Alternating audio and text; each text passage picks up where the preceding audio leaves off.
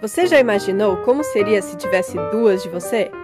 Neste episódio, meu pai vai te ensinar como se multiplicar em 3.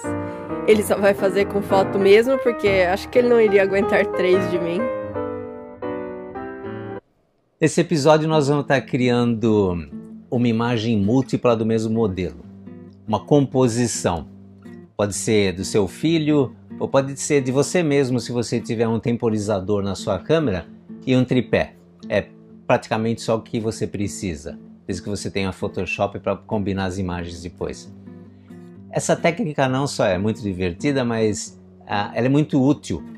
Se você já tentou tirar foto de um grupo grande, por exemplo, sempre acontece aquele incidente onde 4 ou 5 pessoas de um grupo de 10 está muito bem na primeira, segunda imagem, mas a terceira, quinta, sexta pessoa está bem só na última imagem.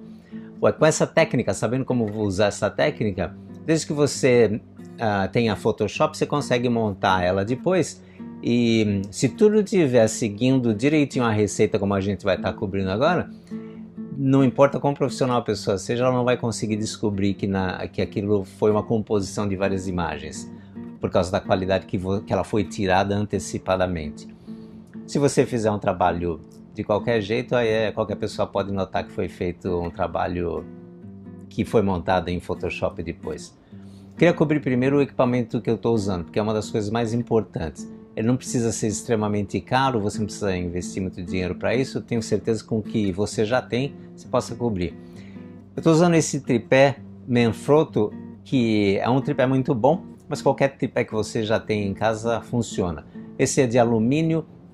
Quando você vai comprar um tripé, se você ainda não tem um, considera como você vai estar usando ele. Se vai ser fixo num estúdio ou se você vai estar viajando com ele para lá e para cá, ou até talvez escalando montanha para tirar a sua fotografia. Então, com certeza quer investir mais, porque você quer não só rigidez, mas você quer praticidade e pouco peso para você carregar com você. Estou usando uma Canon 5D Mark III, é uma câmera cara de full frame, você não precisa disso. Qualquer câmera, desde que você consiga trocar a lente dela, por isso que eu recomendo câmera usada para quem está começando. Compre uma câmera profissional com 3, 4 anos de uso, você vai ter uma excelente câmera e vai fazer um ótimo trabalho. Com essa câmera eu estou com uma lente padrão da Canon 50mm, é uma das mais baratas, se não for a mais barata que tem, mas uma das melhores lentes que tem. Ela, por causa, se você souber alguma coisa de exposição, a abertura que ela tem é muito ampla e ela permite bastante luz atingir o sensor digital. E por isso você pode tirar excelentes imagens com muito pouca luz. Por falar em luz, luz é o terceiro componente do que você precisa, que é extremamente importante.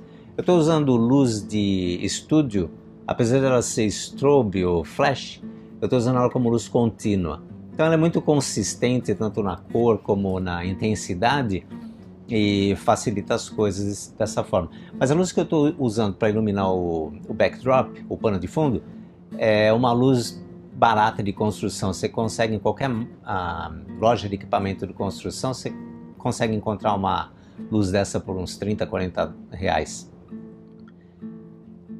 Então praticamente é isso. Uma das coisas mais importantes é que o seu modelo, no caso eu estou usando a Rebecca aqui, ele tenha sempre a mesma distância entre a câmera e a posição que ele fica. Você vai notar que eu peço para a Rebecca mudar de lado a lado, tanto o lado esquerdo como o lado direito, mas ela não move nem 1 centímetro nem para frente nem para trás. É importante você instruir o teu modelo nessa hora, que ele não mova do local, principalmente no sentido o quão perto ou quão longe ele está na câmera, por causa que o seu foco vai provavelmente ter um campo de nitidez limitado e você não quer que o seu assunto principal, que é o teu modelo, saia fora dessa zona de nitidez, senão você não consegue montar depois.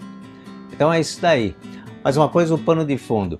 Se você não tiver um papel sem emenda, como esse que eu tenho, um lençol que ele tenha 3 metros por 3 metros quadrados, desde que ele não seja muito transparente ou que pelo menos você não tenha nenhuma luz vindo de trás dele, ele vai fazer um bom trabalho. O importante é a razão entre a luz que você está usando para iluminar o teu pano de fundo e a luz que você está usando para iluminar o teu modelo. Essa exposição tem que ser controlada separada uma da outra, porque senão a luz de trás vai influenciar da frente. Se isso não faz muito sentido ainda para você, vai fazer no final desse exercício e vai fazer à medida que a gente falar mais sobre como usar uma razão adequada entre as luzes que você tem no estúdio. Então deixa eu ilustrar rapidamente como que foi o layout. Aquelas 3 cabecinhas do meio representam a Rebecca. No fundo tem aquela luz de construção com 500 watts de potência que eu comentei. Do lado direito da câmera um softbox e do lado esquerdo um guarda-chuva que ajudou a difundir a luz que iluminava o modelo. Um medidor de luz é algo muito importante, como esse Sekonic aqui, que é o que ajuda você a medir quanta luz você tem no fundo. Toda vez que você está usando a câmera no manual, você precisa entender quanta luz tem e a relação entre elas. Por exemplo, a luz que está no fundo estava me dando um total de 5.6. Se você ainda não entende esses números, não se prenda muito a ele. Mas comparando aquele 5.6 com o 4 que eu medi na frente da modelo e coloquei na minha câmera também 4, 5.6 quer dizer o dobro de quantidade de luz que tem em 4, no 4.0. Já isso é o suficiente para você entender o resto.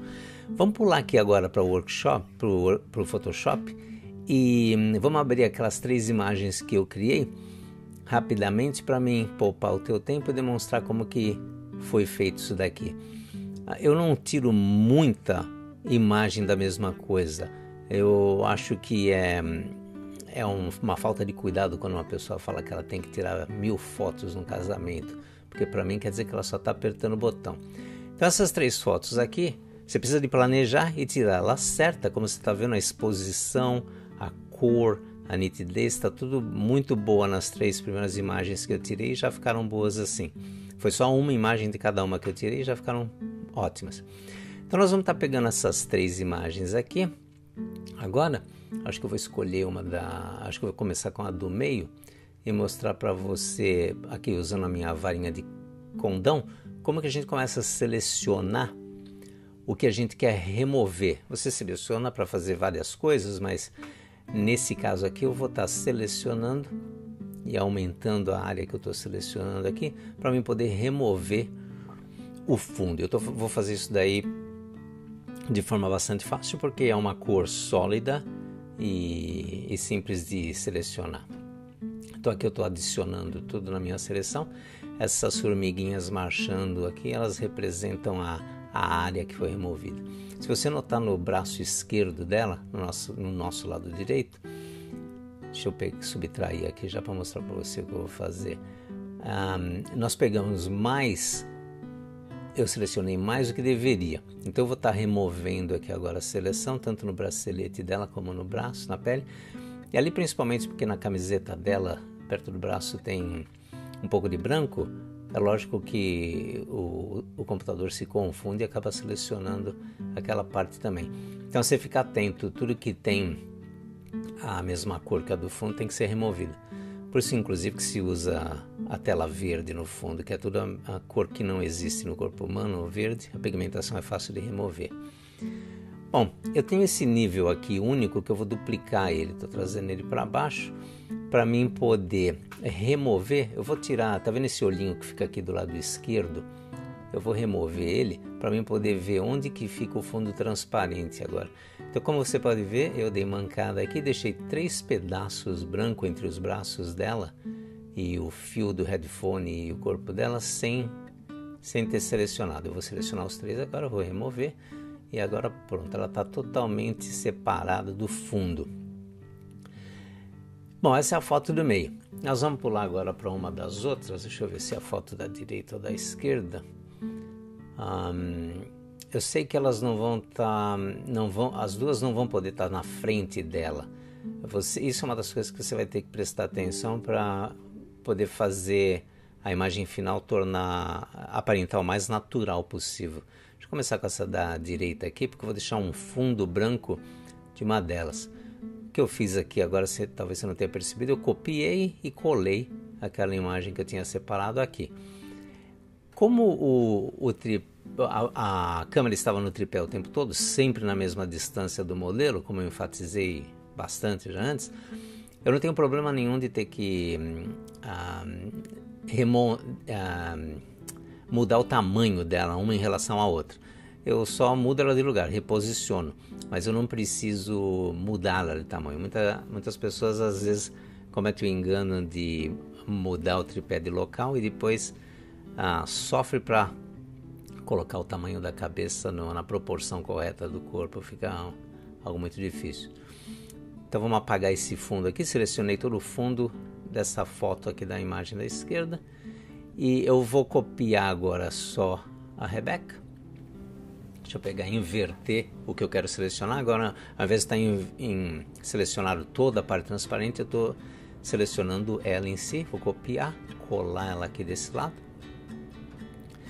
E o que a gente vai reparar, sempre a imagem, quando você cola ela sai no meio, tá? Porque ela obedece sempre o centro da imagem. Então você tem que reposicionar ela para um lado. Vou mudar ela aqui para o lado esquerdo.